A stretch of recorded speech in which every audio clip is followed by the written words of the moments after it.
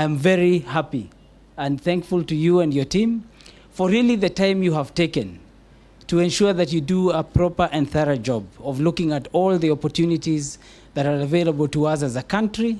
And I feel that this is a report that I can now forward to the President confidently, knowing that you've covered the many important areas that we as a country must address and must handle, that technology is going to help us in moving forward. You're saying that we're going to have electronic elections come 2022, and that we will all know at midnight, I think it's August, that day in August, is it August 22nd or something? We will know at midnight who has won. I think that will be a very great day. I know many people have already started talking about elections now. I think the challenge will be now how to get that through the politicos and the politicians, and in describing to them how this is proper. And I think, Steve, I was seeing, people saying that if we can be able to trust M-Pesa and it's SMS-based, then we should be able to trust, artificial intelligence. And now we have the Huduma number to be able to ensure that we're going to have free, fair, transparent, very fast and efficient elections where our costs are not going to be that high. The fact that you are asking our governor of the central bank, Dr. Patrick Njoroge, to become the governor of a digital currency for the world. And I can say the learnings and what we have built already on M-Pesa, there's no reason we should not be able to export that to the rest of the world. These are recommendations that have come from the industry, and we will look at them and definitely we will support and put them forward.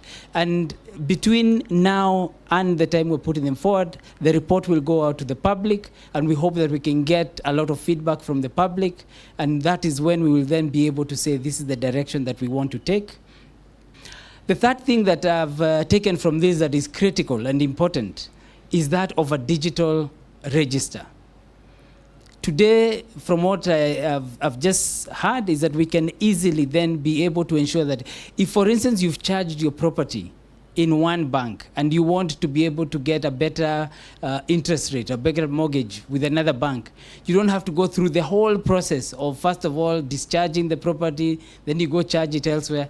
A digital asset register will just mean you just pass that on to the next bank. And you can have things happen actually in minutes, if not just within a day. You can be able to get your mortgages, your loans, whatever is required. And that's what this technology allows. It allows for us to create many, many, many more jobs. We have already been seeing that Kenya as a country, we are leading, especially in terms of freelancers and being able to provide the skilled manpower for many of the artificial intelligence companies globally. Many of them have set up offices here, and they've got actually right now, tens of thousands of workers working for them.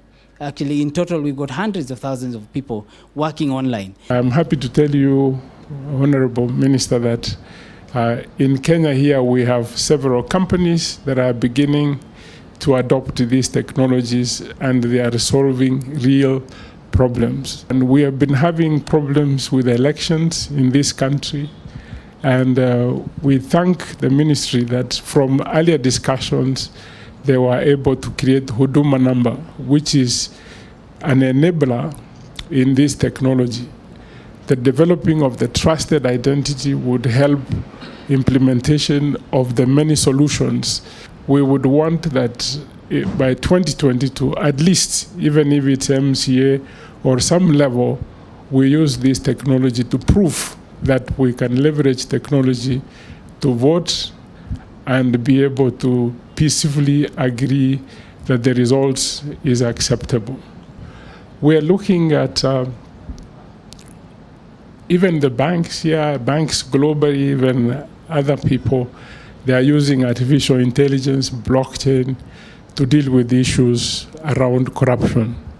We have made the recommendation that if we leverage this technology, for example, the much maligned IFMIS, if we packed it by artificial intelligence and hopefully blockchain, we can eliminate corruption that we have been seeing. We are 100% sure that if this was implemented, we would begin to see a lot of change, especially in government.